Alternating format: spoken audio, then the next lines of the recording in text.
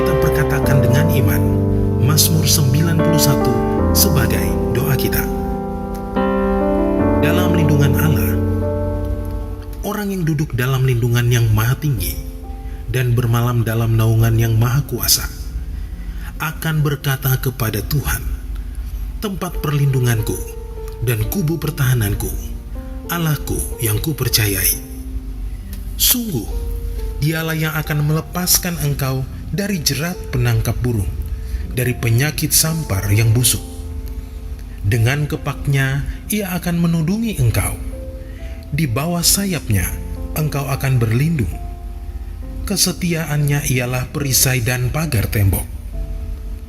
Engkau tak usah takut terhadap kedahsyatan malam, terhadap panah yang terbang di waktu siang, terhadap penyakit sampar yang berjalan di dalam gelap, terhadap penyakit menular yang mengamuk di waktu petang.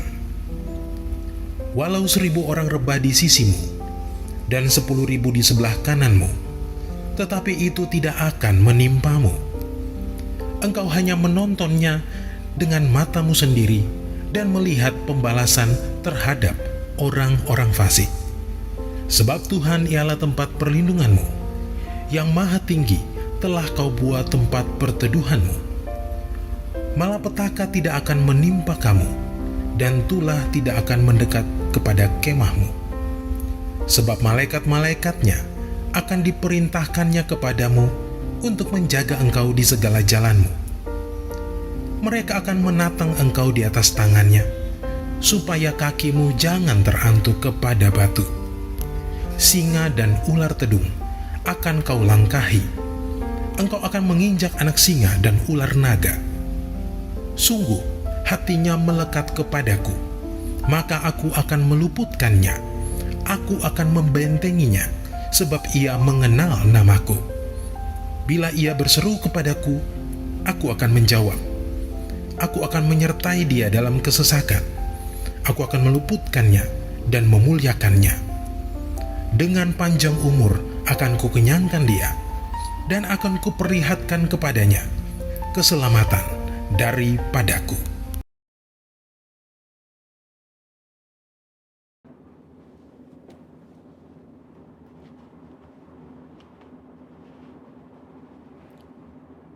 Shalom saudara, saya percaya hari ini kita semua dalam keadaan yang baik dan luar biasa. Voice of Pentecost kali ini akan mempelajari bahwa baptisan Roh Kudus itu sangat penting. Jika kita berbicara tentang identitas insan Pentakosta, maka pengajaran yang paling sentral adalah baptisan Roh Kudus. Ini merupakan hal yang menarik dan juga sangat penting untuk disimak. Karena baptisan Roh Kudus bukan saja sangat penting bagi pertumbuhan iman kita, tetapi juga sangat penting untuk menggenapi amanat agung Tuhan Yesus. Dalam pengakuan iman GBI, disebutkan bahwa baptisan Roh Kudus adalah karunia Tuhan untuk semua orang yang telah disucikan hatinya. Tanda awal baptisan Roh Kudus adalah berkata-kata dengan bahasa roh sebagaimana diilhamkan oleh Roh Kudus. Baptisan Roh Kudus yang dimaksud adalah pengalaman dipenuhi oleh Roh Kudus setelah seseorang lahir baru atau menerima keselamatan seperti yang dialami oleh para murid-murid Yesus. Berbahasa roh adalah tanda awal seseorang dibaptis Roh Kudus. Ini adalah pemberian dari Bapa kepada setiap orang yang percaya, yang mau, dan membuka hatinya. Kenapa penting untuk orang percaya mengalami baptisan Roh Kudus? Karena ada 2 manfaat utama yang dapat dirasakan, yaitu yang pertama, kita akan hidup semakin intim dengan Bapa dan menjadi kuat di dalam Dia. Bahasa roh adalah pemberian dari Bapa agar kita bisa lebih intim di dalam persekutuan dengannya. Di dalam Roma 8 ayat 26, Paulus berkata bahwa roh membantu di dalam kelemahan kita berdoa. Ketika kita berdoa dengan akal budi, mungkin ada hal-hal yang tidak terucap atau keluhan-keluhan yang tidak tersampaikan. Nah, berbahasa roh mengeluarkan keluhan-keluhan terdalam kepada Bapa secara langsung. Bukankah ini sebuah persekutuan yang indah? Berbahasa roh juga penting di dalam membangun kekuatan rohani kita. Di dalam 1 Korintus 14 ayat 4 dikatakan, siapa yang berkata-kata dengan bahasa roh, ia membangun dirinya sendiri. Berbahasa roh itu seperti membangun kekuatan rohani dari dalam, membangun iman kita. Kalau iman kita kuat, rohani kita kokoh dari dalam, maka serangan dan tekanan apapun dari luar akan sanggup kita hadapi. Seperti Paulus yang mengalami banyak tekanan dan penderitaan di dalam melayani Tuhan. Dia pernah 5 kali disesah orang Yahudi, 3 kali didera, 1 kali dilempari batu, 3 kali mengalami kapal karam bahkan terkatung-katung di lautan. Bagaimana dia bisa kuat menghadapi itu semua? Saya percaya kehidupannya yang intim dengan Roh Kudus memberikan kekuatan dari dalam untuk terus melayani. Manfaat berbahasa roh yang kedua, kita mendapatkan kuasa serta keberanian untuk menginjil dan menyelesaikan amanat agung. Dalam kitab Kisah Para Rasul, ada pola yang berulang-ulang terlihat. Orang yang dipenuhi Roh Kudus diberi keberanian untuk menginjil. Dalam Kisah Para Rasul 4 ayat 8, tertulis, Petrus dalam kepenuhan Roh Kudus bersaksi dengan berani mengenai Yesus. Apa respon orang Saduki? Ayat 13 mencatat, sidang itu melihat keberanian Petrus dan Yohanes. Sesudah insiden di sidang itu, para murid berkumpul untuk berdoa. Dan Kisah Para Rasul 4 ayat 31 mencatat, mereka semua penuh dengan Roh Kudus, lalu mereka memberitakan firman Allah dengan berani. Wow, para murid yang dipenuhi Roh Kudus bukan saja diberi kuasa untuk melakukan tanda dan mujizat, tetapi diberi keberanian untuk memberitakan firman Allah. Keberanian dari Roh Kuduslah yang kita perlukan untuk menyelesaikan amanat agung di era Pentakosta ketiga ini. Roh Kudus punya kuasa yang besar dalam hidup kita. Yesus sendiri memberi peringatan keras kepada mereka yang menghujat Roh Kudus di Matius 12 ayat 32. Kata menghujat di sini memiliki arti sempit dan arti luas. Dalam arti sempit, orang-orang ini digambarkan sebagai mereka yang tidak percaya kepada kuasa Roh Kudus, sehingga di dalam hidupnya kerap merendahkan dengan kata-kata dan perbuatan. Arti luas dari menghujat adalah saat seseorang menolak karya Roh Kudus dalam hidupnya. Dia mungkin melihat tanda dan mujizat dilakukan, pemberitaan Injil diberikan, tetapi hatinya terus-menerus menolak suara Roh Kudus yang lembut. Sampai pada akhir hidupnya, dia menolak keselamatan dan tidak dapat diampuni lagi. Jangan sampai kita mendukakan Roh Kudus, apalagi menghujatnya. Mungkin ada saudara yang bertanya, bagaimana caranya agar saya bisa dibaptis Roh Kudus dan mendapatkan karunia berbahasa roh? Caranya adalah dengan meminta kepada Bapa yang baik. Yesus berkata, jika kamu yang jahat tahu memberi pemberian yang baik kepada anak-anakmu, apalagi Bapamu yang di sorga, Ia akan memberikan Roh Kudus kepada mereka yang meminta kepadanya. Sembari menantikan baptisan Roh Kudus, jangan pasif, tetapi teruslah berdoa, memuji, dan menyembah Tuhan dengan akal budi kita. Bapa pasti akan memberikan karunia Roh Kudusnya pada waktunya.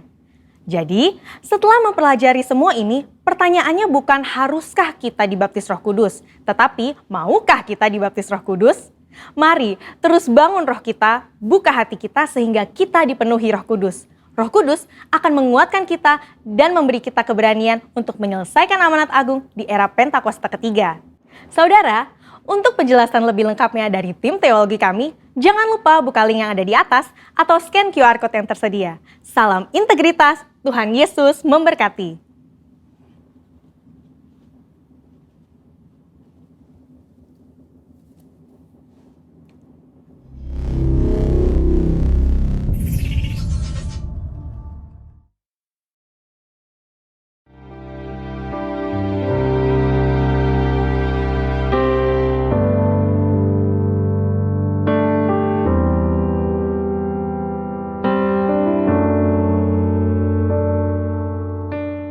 Lambaikan tangan kita. Mari kita tunggu berdiri. Berikan tepuk tangan kita buat Tuhan. Haleluya. Mari lambaikan tangan di sini. Kita tidak bisa berjabat tangan, tapi lambaikan tangan kanan kiri. Katakan Tuhan Yesus memberkati. Hari ini hari yang sangat spesial buat kita karena hari ini 2000 tahun yang lalu tepat di mana Yesus mencurahkan Roh Kudusnya untuk mengurapi setiap kita. Hari ini genap 10 hari setelah Tuhan Yesus naik ke surga ada pencurahan Roh Kudus, dan saya percaya Roh Kudus dicurahkan buat setiap kita yang ada di sini di ibadah onsite maupun yang di rumah. Sekali lagi berikan tepuk tangan buat Tuhan. Haleluya. Hari Roh Kudus mencurah di tempat ini. Haleluya.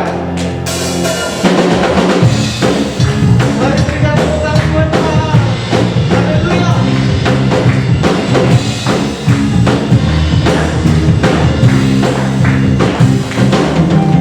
Roh Kudus bercurah di tempat ini, ucapan yang ajaib.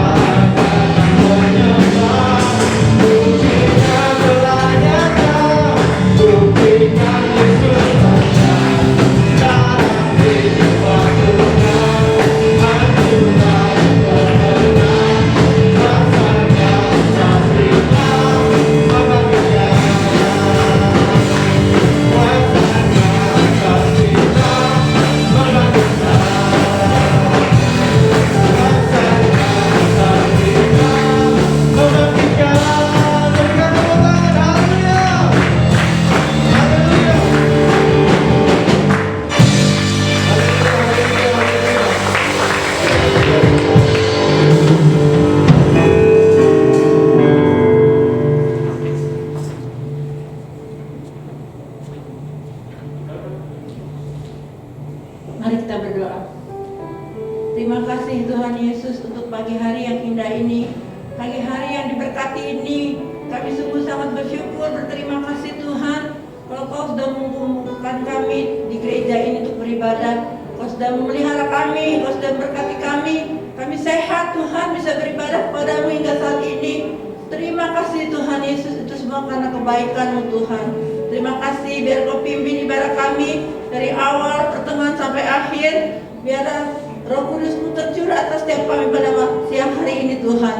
Kau urapi kami, dalam hadirat-Mu Tuhan ada kesembuhan, dalam hadirat-Mu ada sukacita.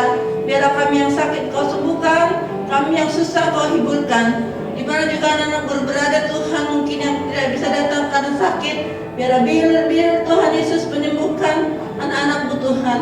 Terima kasih Tuhan. Kami juga berdoa untuk memimpin kami Tuhan, Pak Niko. Kami percaya Kau sudah memberkati dia Tuhan, berkati pelayanannya, berkati kesehatannya, berkati keluarganya, dan juga keempat wakil yang Kau berkati.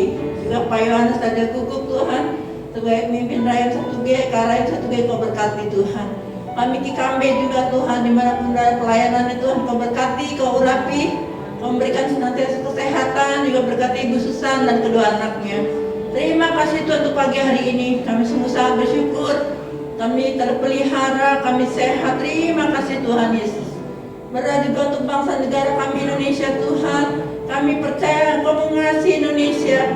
Biarlah pandemi segera berlalu atas bangsa Indonesia, atas bumi ini Tuhan. COVID-19 segera keluar atas Indonesia, atas segala bumi ini. Biarlah Tuhan, banyak orang boleh mengenal Kau Tuhan. Hanya ada satu jalan keselamatan, hanya dalam nama Yesus Tuhan. Dan hanya ada kesembuhan dalam nama Yesus Tuhan. Terima kasih Tuhan, terima kasih. Berkati juga Presiden Jokowi dan wakilnya Ma'ruf Amin, Kau berkati bangsa kami Tuhan. Para pemerintahan Tuhan, para menteri-menteri Kau berkati, MPR, DPR, TNI dan Polri, seluruh Tuhan pemerintahan Kau berkati.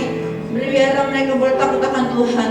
Kami percaya Tuhan di Pentakosta ketiga ini Roh Kudus tercurah juga atas bangsa kami. Biarlah banyak lidah boleh mengaku bahwa Yesus adalah Tuhan. Terima kasih kami bisa merayakan Pentakosta pada pagi hari ini Tuhan. Biarlah Roh Kudus-Mu senantiasa hadir atas kami, memberikan kami sukacita, memberikan kami kesembuhan, melepaskan kami Tuhan, biar kami boleh bersukacita pada pagi hari ini. Terima kasih Tuhan Yesus, terima kasih. Inilah doa kami yang kami naikkan dalam nama Tuhan Yesus Kristus. Amin. Silakan duduk Bapak Ibu dikasih Tuhan dan memuliakan Tuhan. Mari kita menyembah Tuhan, ucapan syukur kita di depan. Terima kasih Tuhan, terima kasih. Kau yang baik dalam hidup kami Tuhan. Siapkan hati kita. Kita percaya hari ini Roh Kudus akan tercurah dalam hidup kita. Roh Kudus akan mengurapi setiap kita, membuat kita semakin hari semakin mengasihi Tuhan. Terima kasih Tuhan. Terima kasih buat Roh Kudus yang Kau curahkan buat hidup kami Tuhan.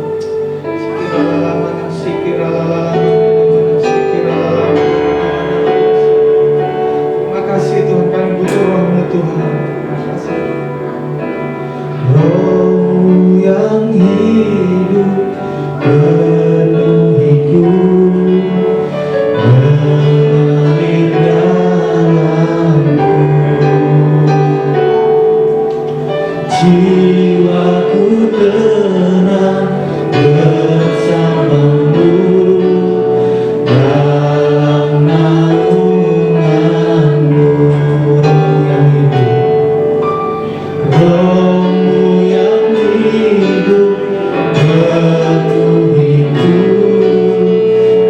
mengalir dalamku. Jiwaku tenang bersamamu dalam naunganmu. Ku buka hati untuk jamahanmu, berserah penuh di hadirat-Mu. Kau ambil alih seluruh hidupku, di atasku menyembah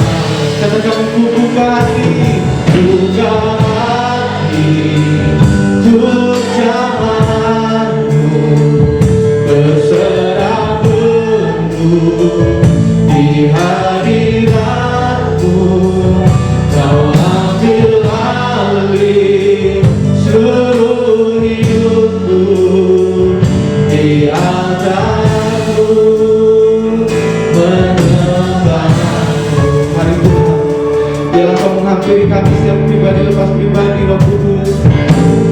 Rohmu yang hidup penuhiku, mengalir dalamku.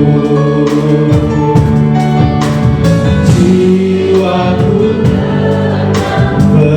bersamamu dalam naungan. Saudara sekalian, Rohmu yang hidup, Rohmu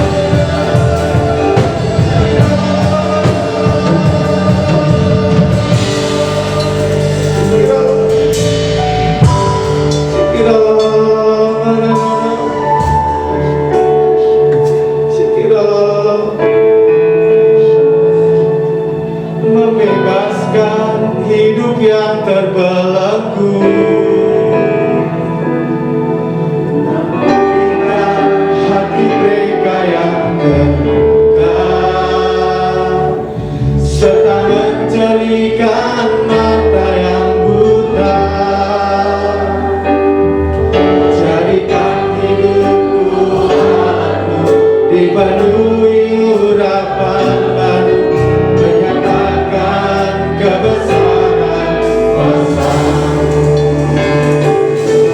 Memperlihatkan hidup yang terlalu, memulihkan hati mereka yang terluka, serta menjadikan mata yang buta. Jadikan hidupku alatmu, dipenuhi urapan baru, menyatakan kebesaran. Jangan membebaskan, haleluya, membebaskan hidup yang terbelenggu, memulihkan hati mereka yang terluka, serta menjadikan mata yang buta. Jadikan hidupku alatmu, dipenuhi urapan baru, menyatakan kebesaran. Saudara sekalian, sekali lagi nyanyikan, membebaskan hidup yang terbelenggu, memulihkan hati mereka yang terluka, serta menjadikan mata yang buta. Jadikan hidupku alatmu, dipenuhi urapan baru, menyatakan kebesaran kuasa, menyatakan kebesaran, menyatakan kebesaran kuasa, menyatakan kebesaran kuasa. Mari kita berikan kemuliaan bagi Tuhan Yesus, saudara. Yang meriah bagi Tuhan Yesus, katakan haleluya, haleluya. Terima kasih Bapak, kami bersyukur atas hari ini. Kami percaya Tuhan, di mana hari ini Tuhan Kau mencurahkan roh bagi setiap kami, dan biarlah Tuhan pengurapan Roh Kudus mengurapi setiap kami, dan kami dipenuhi dengan kuasa Tuhan, sehingga kami boleh Tuhan melakukan pekerjaan-pekerjaan Tuhan, di mana Tuhan bahwa kami harus menuai jiwa-jiwa, bukan kami mencari keuntungan di hadapan-Mu, tapi kami menjadikan Engkau pusat, center of my life dalam hidup kami Tuhan. Terima kasih Tuhan, urapi hamba yang terbatas ini ya Bapak, biarlah apa yang keluar dari bibir mulut hamba ini berasal dari Tuhan. Terima kasih Tuhan, biar kami mau belajar pada pagi siang hari ini Tuhan, dan siap belajar sama-sama, katakan amin. Bapak Ibu Saudara, silakan duduk. Haleluya. Shalom Bapak Ibu Saudara. Apa kabarnya? Luar biasa. Haleluya. Saya suka nih. Apa kabarnya? Luar biasa, puji Tuhan. Bapak Ibu, sekalipun keadaan saat ini tidak baik, kita percaya bahwa Tuhan selalu baik. Haleluya. Bapak Ibu yang terkasihi di dalam Tuhan Yesus Kristus, hari ini adalah hari Pentakosta, yaitu hari yang ke-50 setelah Yesus bangkit dari antara orang mati.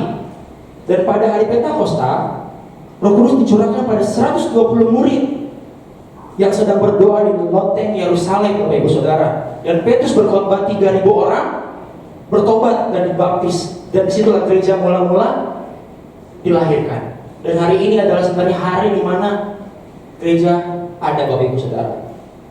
Maka dari itu, Roh Kudus ingin mencurahkan rohnya di setiap kita, agar kita menjadi alatnya Tuhan untuk menuai jiwa-jiwa pada akhir zaman, pada hari ini dan seterusnya. Haleluya Bapak Ibu Saudara.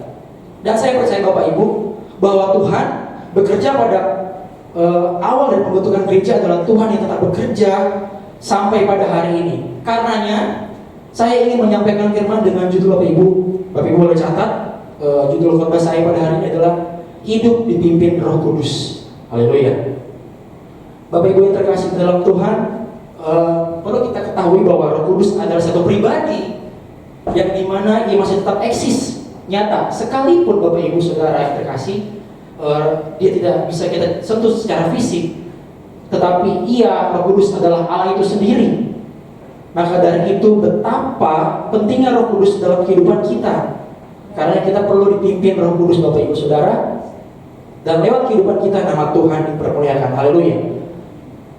Bapak Ibu yang terkasih dalam Tuhan, bahwa kita percaya Tuhan tetap bekerja sampai hari ini. Amin. Yang percaya katakan amin. Haleluya. Dan Roh Kudus tidak pernah meninggalkan setiap kita. Tapi terkadang ini banyak manusia yang menganggap saat nanti kita akan bahas tentang bagaimana kita berdoa.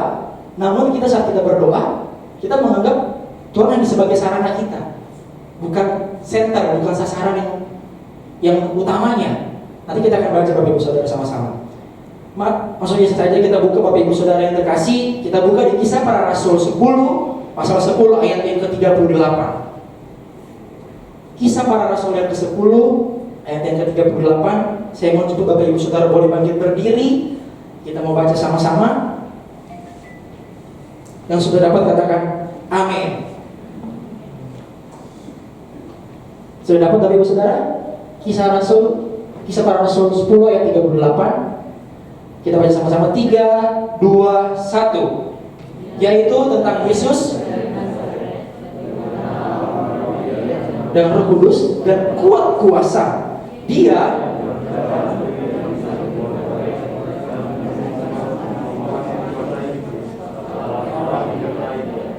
Haleluya. Silakan duduk Bapak Ibu Saudara. Bapak Ibu yang terkasih dalam Tuhan, perlu kita ketahui dalam kehidupan Yesus, Dia selalu mengandalkan Roh Kudus. Kenapa? Tadi saya katakan di awal bahwa Roh Kudus itu adalah Allah itu sendiri. Makanya kalau kita belajar tentang Tritunggal, itu tentu menjadi sebuah, atau Trinitas menjadi sebuah dasar. Di sini cuma yang kita akan fokuskan dari ayat ini adalah ada dua hal Bapak Ibu Saudara yang harus kita pahami dan kita garis bawahi, bahwa dari ayat ini yang akan coba saya bagikan Bapak Ibu Saudara sekalian adalah dua hal, yaitu yang pertama menyembuhkan orang sakit, yang kedua adalah yang paling terpenting adalah di situ berbuat baik. Kalau Bapak Ibu Saudara melihat tadi di Kisah Rasul pasal 10 ayat 38, di situ ada menyembuhkan semua orang yang dikuasai iblis, dan yang kedua adalah dia yang berjalan berkeliling sambil berbuat baik. Amin Bapak Ibu Saudara. Nah, yang pertama berkaitan dengan karunia Bapak Ibu. Kalau tadi yang pertama tentang menyembuhkan orang sakit, itu berkaitan dengan karunia, di mana kita memiliki karunia yang Tuhan berikan masing-masing setiap kita. Amin. Kita punya karunia masing-masing yang sudah Tuhan berikan kepada setiap kita. Namun terkadang kita tidak menyadari itu. Kita tidak pernah menyadari itu, kita tidak sadar. Kita menganggap kita hanya ciptaan Tuhan saja. Ya udah, jalan aja, hidup ini cuma mengalir aja. Kita nggak tahu ternyata sekarang Tuhan sudah berikan kita kuasa, di mana punya karunia untuk bisa menyembuhkan orang sakit. Amin. Dan yang kedua, berbicara soal berbuat baik Bapak Ibu, itu berkaitan dengan apa? Tentu yang sering kita ketahui dengan istilah apa namanya? Karakter.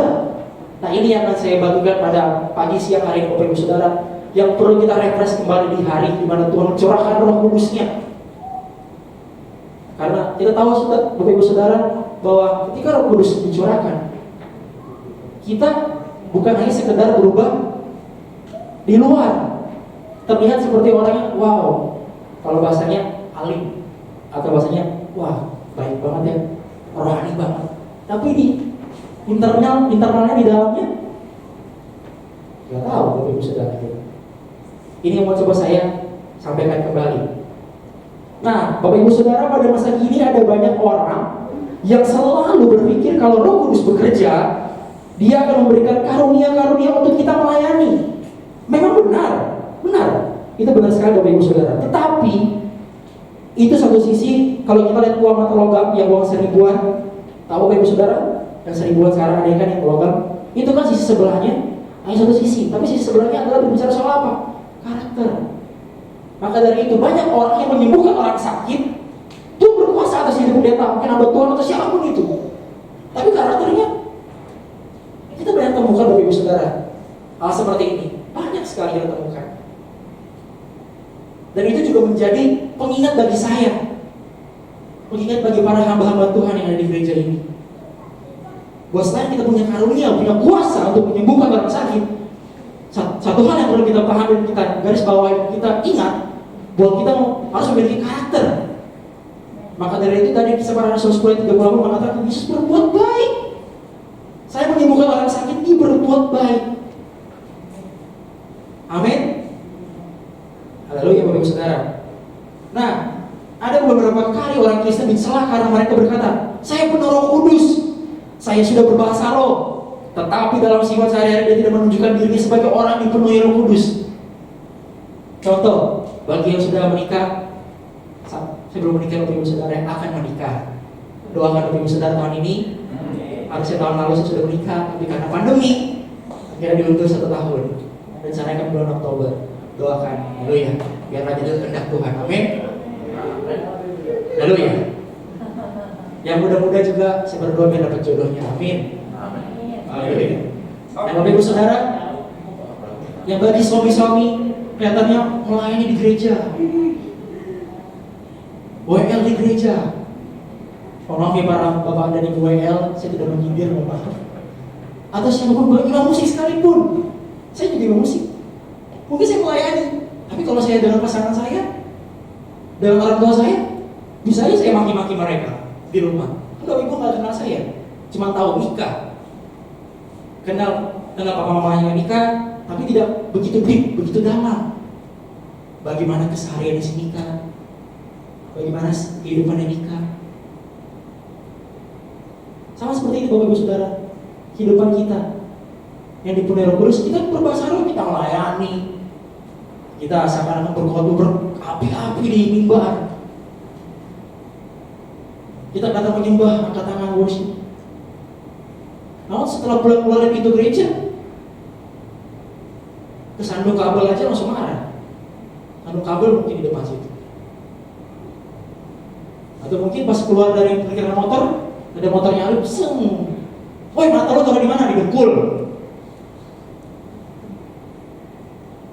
Itu kan hal-hal simpel Bapak Ibu Saudara yang mungkin kita harus pahami bahwa ketika Roh Kudus dicurahkan dalam hidup kita, Tuhan mau supaya hidup kita menjadi terang bagi semua orang. Seharusnya ketika kita dicela, kita mungkin dikritik, atau kita mungkin dikoreksi, kita harus menerima itu. Bapak Ibu Saudara, saya mau kesaksian sedikit. Dulu saya sempat juga ada kelas di daerah di gereja ini, di Tebet. Saya hampir mau keluar dari gereja ini, tapi saya bersyukur ada kakak rohani. Dulu kakak ketua komisaris saya dulu Kak David. Saya juga sharing dengan sahabat saya dulu, banyak teman-teman sahabat saya. Dimana saya merasa saya bersyukur ada kakak rohani yang bisa saya sharing. Saya hampir keluar karena kelas mungkin dengan para gereja. Tapi dulu saya kan masih dalam proses. Saya masuk dari sini waktu itu kelas 1 SMA. 1 SMA saya masuk ke gereja ini Bapak Ibu. Sampai Bapak Ibu sekarang bisa lihat nikah semua karena kemuliaan Tuhan. Itu saya hampir keluar. Kalau saya tidak mengikuti proses itu Bapak Ibu Saudara, ya mungkin saya gak akan seperti sekarang yang Tuhan coba ya. Saya bersyukur Tuhan, saya gak ada cita-cita jadi pendeta atau hamba Tuhan, gak ada. Kalau saya bisa kasih kesaksian Bapak Ibu Saudara, saya dulu awalnya ingin kuliah perpajakan karena di pikiran saya apa? Money. Serius. Dulu saya kan bapak saya kan seorang gembala pendeta. Saya berpikir, gembala kere, gak ada duit. Ini jujur Bapak Ibu Saudara, saya jujur, betul-betul jujur. Karena saya berpikir dulu waktu saya masih remaja nggak bisa dapat uang. Makanya kenapa saya ambil perpajakan supaya saya bisa menjadi kantor pajak, dapat uang banyak. Itu konsep saya dulu waktu saya masih remaja. Belum bergaul sama orang-orang yang mempunyai pemikiran Kristus, di mana saya diproses, diubahkan terus menerus Bapak Ibu Saudara. Ini yang mau saya bagikan bahwa kita selain punya karunia menyembuhkan orang sakit, kita juga perlu berbuat baik. Ini yang coba Yesus ajarkan kepada kita.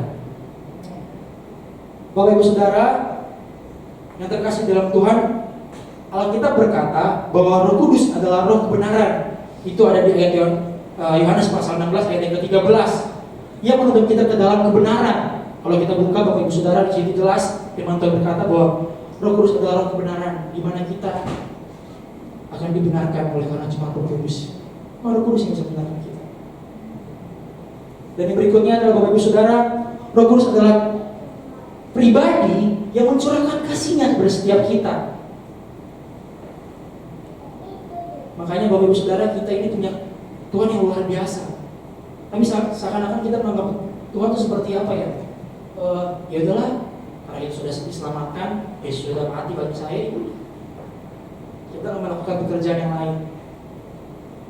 Kebetulan Bapak Ibu Saudara, saya mengajar di salah satu sekolah SMP dan SD di daerah Cilincing, Jakarta Utara. Dan notabene-nya itu kan daerah pinggiran laut ya. Jakarta Utara itu kan Cilincing pinggiran laut ya Bapak Ibu Saudara. Dan ketika saya sudah juga tertanam di gereja Kimi Paniko atau Subroto yang punya gaya hidup doa, pujian dan penyembahan. Di situ saya coba bagikan kepada keluarga-keluarga di situ, Bapak Ibu Saudara, di sekolah tersebut, dan juga murid-murid yang mereka tidak memiliki gaya itu, gaya hidup seperti itu. Mereka apa sih berbahasa Arab? Apa sih itu menyembah Tuhan sampai mengangkat tangan?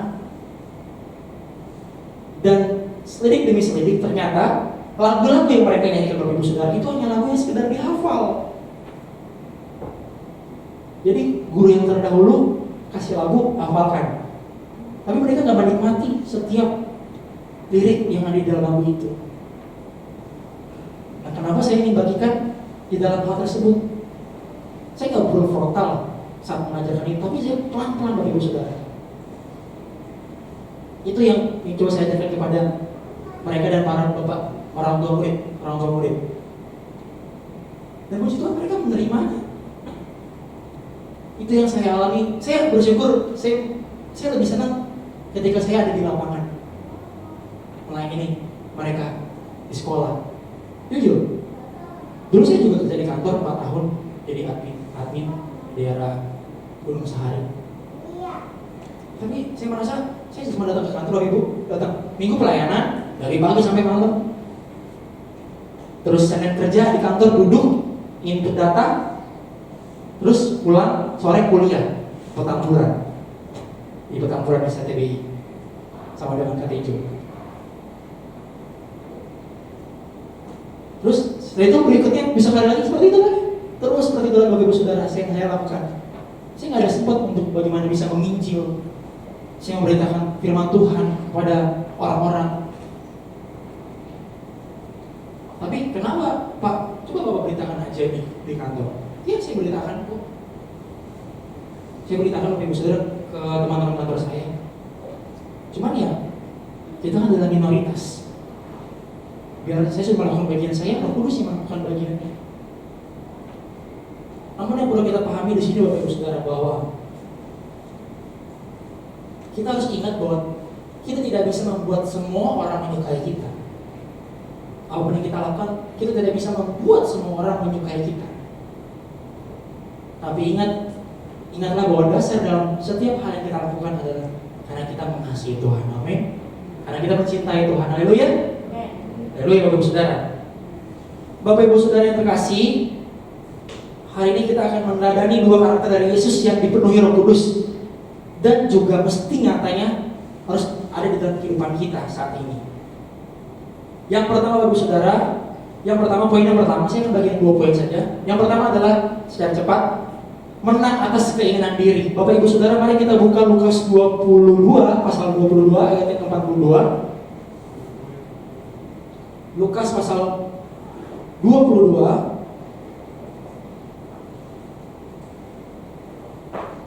ayat yang 42.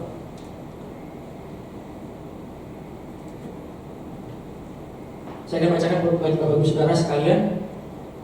Demikian firman Tuhan. Ya Bapakku, jikalau engkau mau, ambillah cawan ini daripadaku, tetapi bukanlah kehendakku, melainkan kehendakmu lah yang terjadi. Haleluya. Bapak Ibu yang terkasih dalam Tuhan, dalam hal ini ada 2 tipe manusia yang harus kita pahami ketika menang atas keinginan diri. Jadi dari poin yang pertama ada 2 tipe manusia dalam hal ini, yaitu yang pertama adalah menjadikan Tuhan sebagai sarana. Nah, Ini yang mau saya bagikan Bapak Ibu Saudara, bahwa terkadang banyak orang yang minta Tuhan membuat semua situasi baik sesuai keinginannya, atau dalam kata lain memanfaatkan Tuhan. Ada banyak orang yang datang ke gereja, hanya supaya biar dapat jodoh. Contoh paling simpel, jodoh. Supaya datang ke gereja, supaya dapat jodoh, supaya dapat pasangan. Lihat dari kanan, lihat dari kiri. Ganteng gak ya, cantik gak ya? Tujuannya itu, bukan karena tujuan ingin Tuhan, saya ingin lebih dekat lagi, saya ingin lebih intim lagi sama Tuhan. Ada yang datang ke gereja dengan memanfaatkan Tuhan, yaitu dengan kita disuruh berikan perpuluhan banyak, perpuluhan. Tapi motivasinya apa? Supaya kalau saya beri banyak, saya masih harus banyak.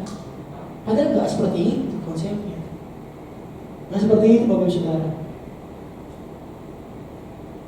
Karena yang Tuhan lihat hati kita. Hati kita yang Tuhan lihat. Orang boleh nggak percaya sama Bapak Ibu Saudara. Orang boleh nggak percaya sama Bapak Ibu apa yang Bapak Ibu lakukan. Tapi Tuhan percaya dan Tuhan melihat. Makanya ada lagu sekolah minggu. Tahu Bapak Ibu Saudara?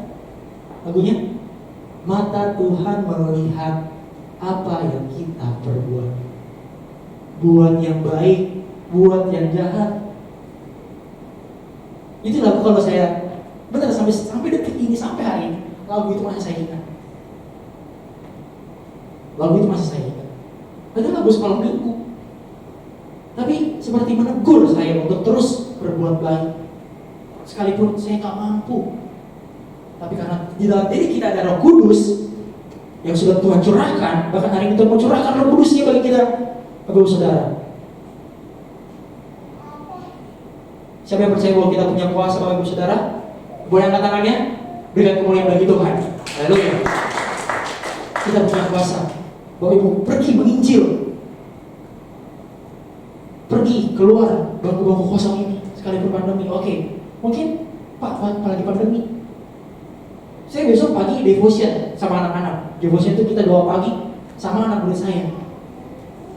Lewat apa? Lewat Zoom. Saya ajak punya Bayu. Saya main gitar sambil Zoom.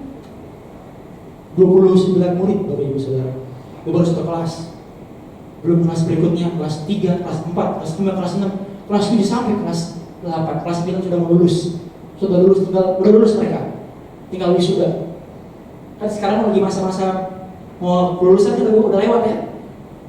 Bagi Bapak Ibu yang punya anak kelas terakhir, kelas 6 ataupun kelas 9, saya bersyukur. Saya ketika mengajak mereka itu, saya nangis Bapak Ibu Saudara sambil saya main gitar. Gak pernah saya merasakan seperti ini. Ini kesempatan yang sebuah apa ya? Sebuah honor, sebuah kehormatan yang tidak pernah bisa saya dapatkan dengan uang. Walaupun kita butuh uang, saya tahu kita butuh uang, tapi saya nggak bisa dapetin itu lewat uang. Dan saya bersyukur Bapak Ibu Saudara bahwa sampai hari ini Tuhan begitu baik terhadap saya dan hidup Bapak Ibu Saudara. Amin. Buktinya Bapak Ibu Saudara boleh hadir ibadah di tempat ini, boleh ikut ibadah onsite, merasakan betul hadirat Tuhan. Saya tahu ketika kita ibadah online, tentu Roh Kudus tetap bekerja sama, tetap bekerja. Tapi seperti Pak Gembala, Pak Niki bilang memang berbeda. Yang di rumah, mohon maaf, jangan tersinggung, tapi tetap Roh Kudus bekerja. Amin. Saya bahwa Roh Kudus tetap bekerja bahwa Bapak Ibu Saudara di rumah yang ibadah online ataupun onsite, tetap Roh Kudus bekerja. Menjamah setiap ketika kita buka hati. Haleluya Bapak Ibu Saudara. Yang kedua dari tipe manusia tentang bagaimana ia menang atas keinginan dirinya, yaitu adalah menjadikan Tuhan sebagai sasaran. Nah, Bapak Ibu Saudara, yang saya katakan tadi barusan, bahwa kita harus menjadikan Tuhan sebagai sasaran. Dari dua tipe manusia yang menang atas keinginan dirinya adalah, yang pertama tadi, dia menjadikan Tuhan sebagai sarana. Cuma ingin mencari manfaat, mencari keuntungan, memanfaatkan Tuhan. Makanya tadi Tuhan katakan, ya Bapakku lah, ya Bapakku. Tadi apa? Kalau boleh cawanku. Cawan ini apabila cawan ini daripadaku, tetapi bukanlah kehendakku, melainkan kehendakmu. Seringkali orang Kristen membalikkan itu. Biarlah kehendakku yang jadi, bukan kehendakmu yang jadi. Orang Kristen seperti itu, Bapak Ibu Saudara. Atau mungkin kita adalah pelakunya. Ya enggak? Kita harus bertanya dalam diri kita, Bapak Ibu Saudara, bahwa tanpa kita sadari, kita seringkali menjadikan bahwa biar kehendakku yang jadi, bukan kehendakku yang jadi. Nah, ini saya sampaikan kemarin Bapak Ibu Saudara di KOM 100 Junior kemarin hari Sabtu, ketika saya ngajar tentang doa, pujian dan penyembahan. Bahwa seringkali ada doa yang tidak dijawab Tuhan, ada doa yang ketika kita berdoa Tuhan diam, Tuhan gak mau langsung jawab. Tuhan diam dulu, Bapak Ibu Saudara. Nah, Bapak Ibu Saudara, ini terjadi dalam kisah tentang di Habakuk 1 ayat 2. Coba Bapak Ibu Saudara kita buka Habakuk 1 ayat 2. Kitab Habakuk 1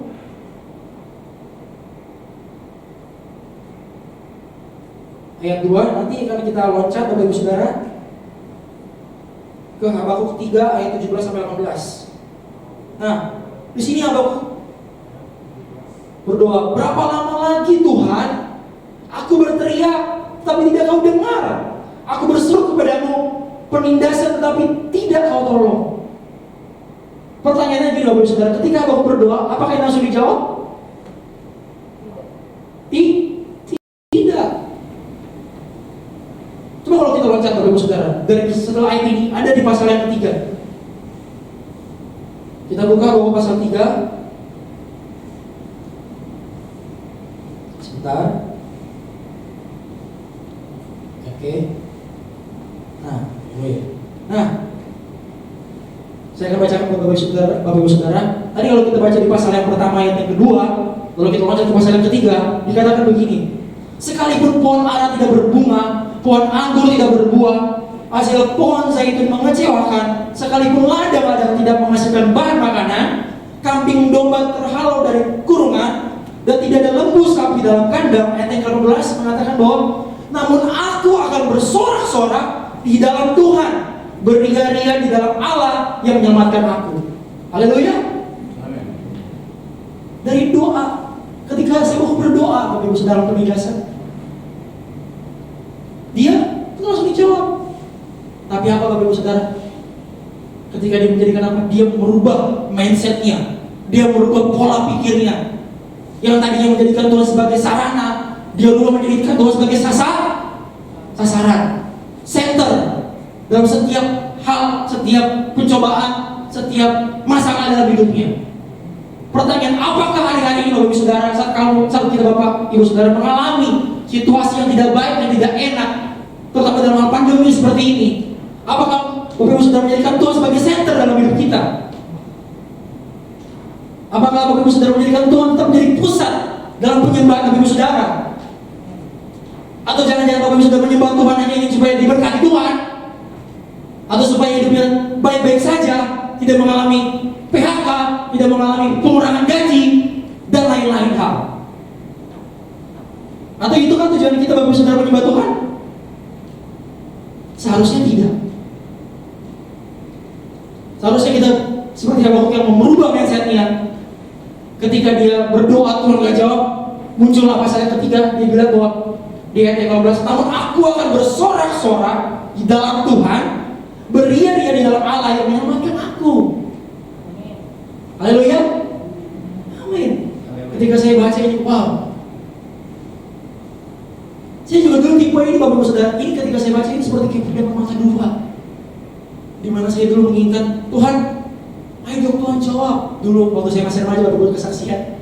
Ketika saya naksir satu perempuan dulu ya, sebelum yang sekarang. Bentar Bapak Ibu Saudara. Ayolah pokoknya jadi. Sampai saya beli coklat, Bapak Ibu Saudara, beli bunga. Beli apa saya coba, ternyata nggak jadi. Saya udah doa puasa. Saya pajang foto yang baru di dinding Bapak Ibu Saudara. Kayaknya profetik banget ya, saya doain tiap malam.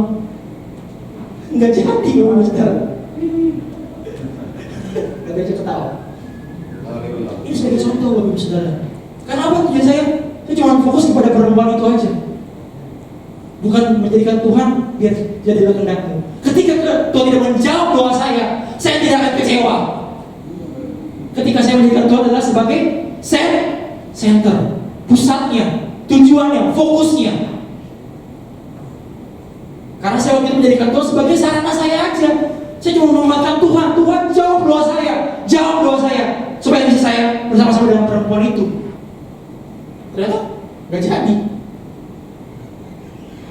Tapi ketika saya merubah pola pikir saya, mindset saya melihat contoh tokoh Alkitab ini, wow.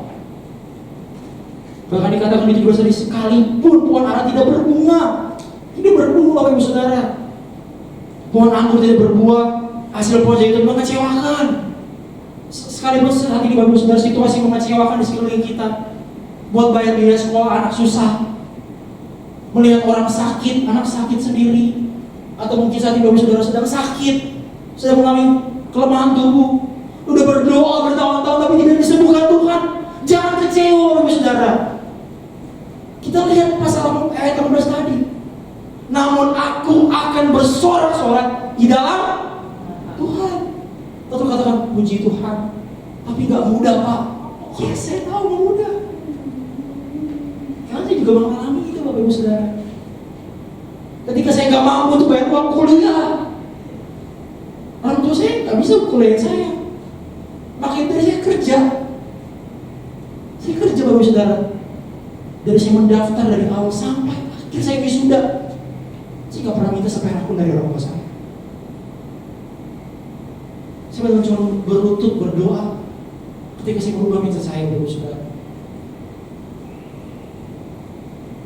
Ya saya bertemu dari mana? Dari KUL. Saya bertemu dari mana? Saya dari program KUL Bapak Ibu Saudara.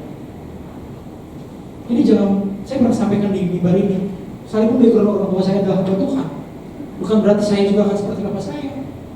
Ya akan hidup yang fine aja, lurus aja, nggak ada dosa yang akan saya perbuat. Enggak, saya dulu tawuran, saya juga dulu merokok.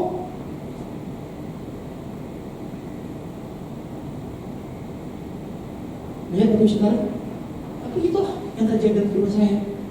Ikut tetap ke gereja, ibadah yud, datang duduk di kursi, tapi dosa tetap dilakukan. Itu yang saya lakukan dulu. Ini kisah hidup saya Bapak Ibu Saudara.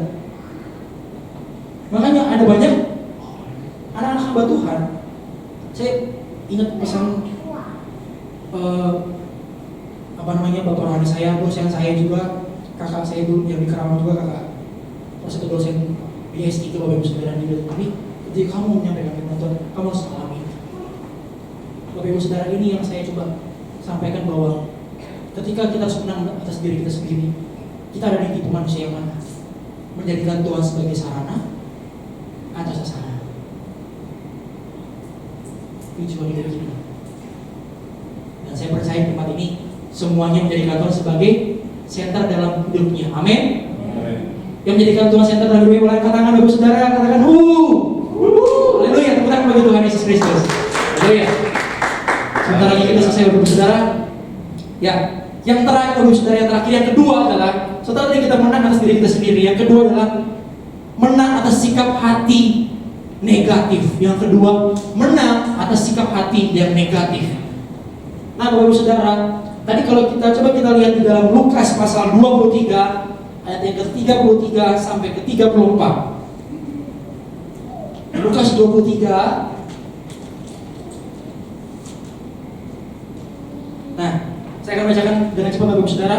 Ketika mereka sampai di tempat yang bernama Tengkorak, mereka menyelipkan Yesus di situ dan juga kedua orang penjahat itu, yang seorang di sebelah kanannya dan yang lain di sebelah kirinya.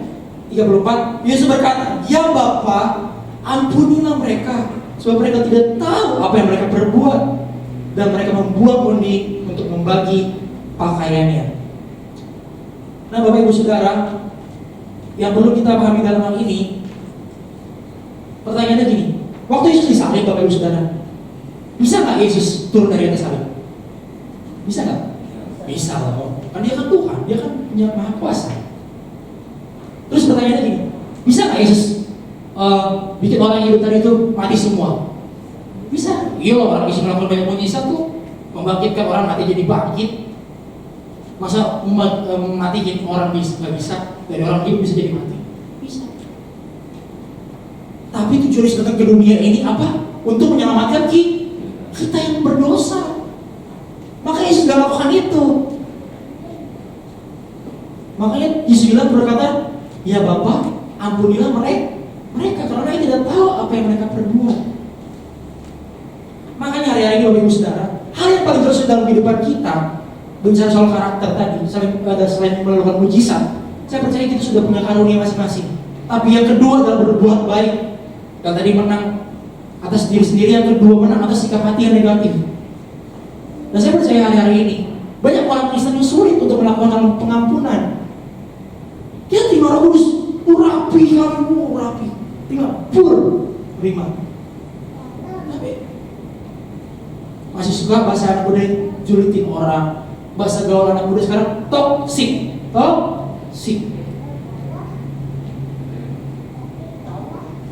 Soal toksik, ngatain orang, ngomongin orang dari belakang, jatuhin orang dari belakang.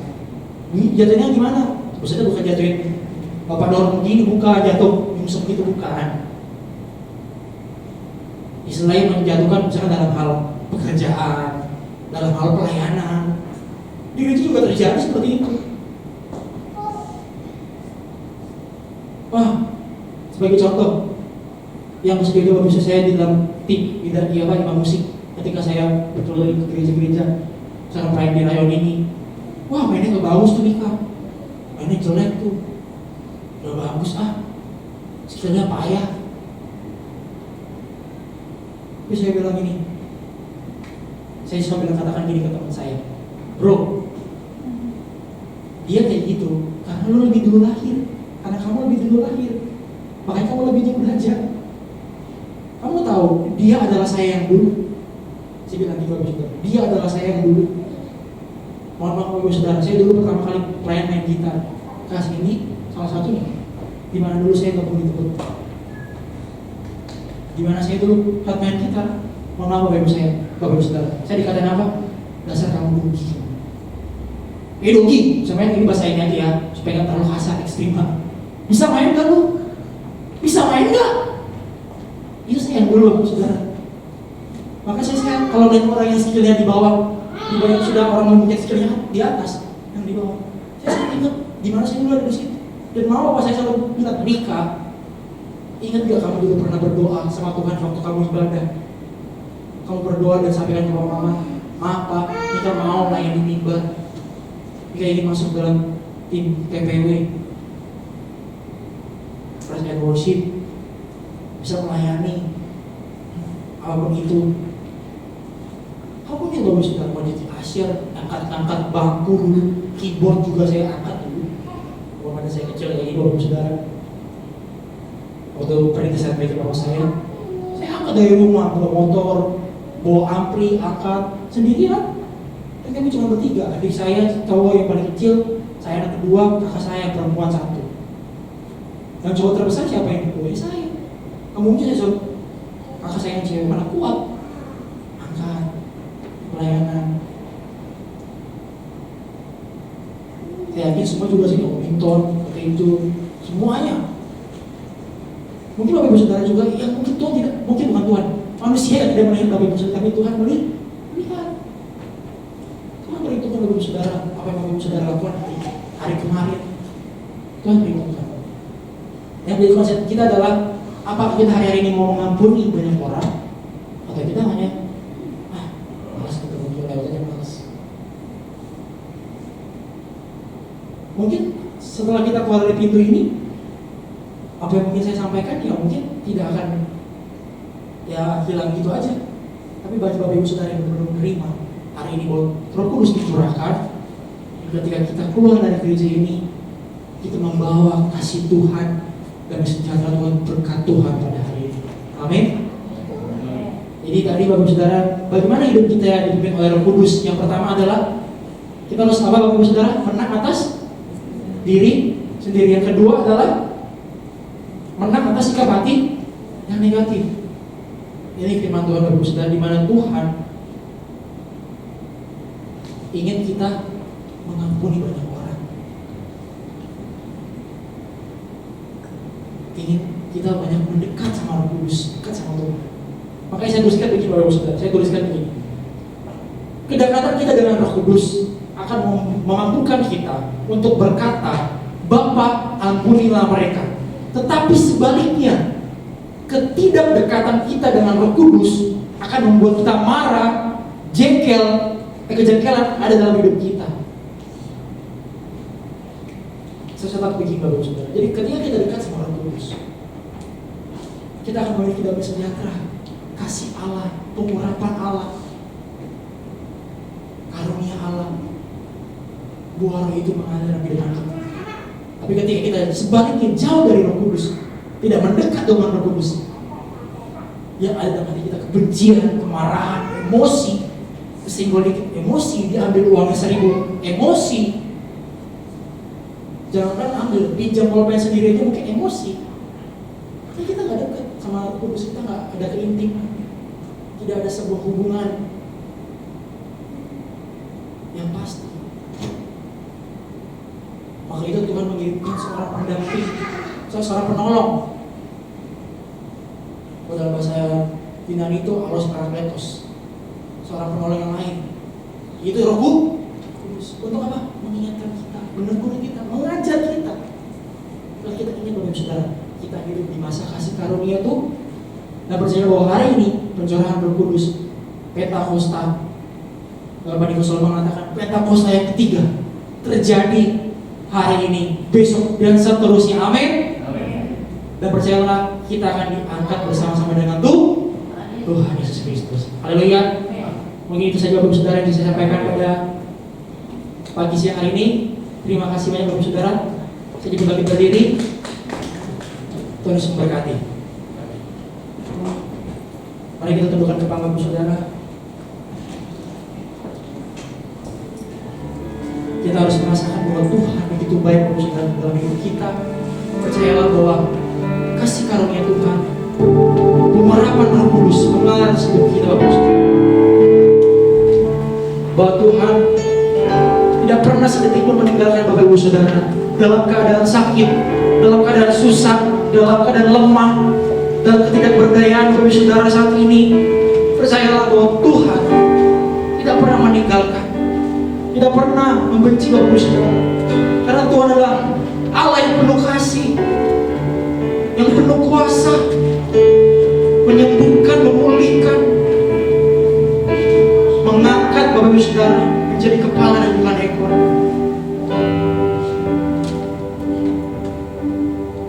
Mari Bapak Ibu Saudara rasakan hadirat Tuhan, bahwa Tuhan begitu luar biasa dalam kehidupan kita, bahwa Tuhan sangat-sangat baik dalam kehidupan kita. Kita adalah ciptaannya Tuhan, kita adalah anak Allah, anak-anak Allah, di mana Tuhan ingin menginginkan kita menjadi serupa dan segambar dengan Yesus. Roh Kudus, ya Bapa, ampuni kami Tuhan, ampuni semua hal yang kami lakukan pada hari ini, mungkin 1 jam yang lalu, 2 jam yang lalu. Ampuni sikap hati kami yang hanya memanfaatkan Engkau Tuhan. Ampuni setiap hidup kami dan cuma menjadikan Engkau sebagai benefit dalam hidup kami, keuntungan dalam kehidupan kami, tidak menjadikan Engkau menjadi sebuah pusat dalam hidup kami. Dan biarlah Tuhan, dari pencurahan Roh Kudus hari ini, kami boleh terima sesuatu yang baru, kami boleh terima karakter yang baru seperti Engkau ajarkan ya Tuhan. Selain Engkau menyembuhkan orang sakit, Engkau berbuat baik bagi semua orang. Dan Engkau mengajarkan kepada kami ya Tuhan, bahwa betapa Engkau adalah teladan dalam kehidupan kami. Terima kasih Tuhan Yesus. Terima kasih Bapak. Terima kasih Tuhan Yesus. Terima kasih Bapak.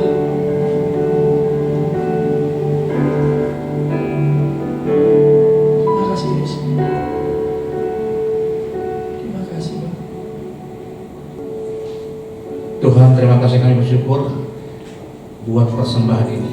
Engkau berkati tangan-tangan pribadi yang sudah memberikan, yang sudah menabur. Kami percaya apa yang sudah kami berikan, kami akan tuai sesuai dengan janji firman. Terima kasih Tuhan. Terima kasih buat berkat-Mu di dalam nama Yesus. Saudara-saudara, mari kita angkat kedua tangan kita. Kita mau terima berkat Tuhan. Angkat kedua tanganmu dengan iman dan terimalah berkat daripada Bapa surgawi. Tuhan memberkati engkau dan melindungi engkau. Tuhan menyinari engkau dengan wajah-Nya dan memberikan engkau kasih karunia. Tuhan menghadapkan wajah-Nya kepadamu dan memberikan engkau damai sejahtera. Pulanglah dan bawalah berkat-berkat dari Allah Bapa di dalam segala hal. Di dalam nama Tuhan Yesus Kristus. Terimalah dengan iman dan bersama-sama katakan amin.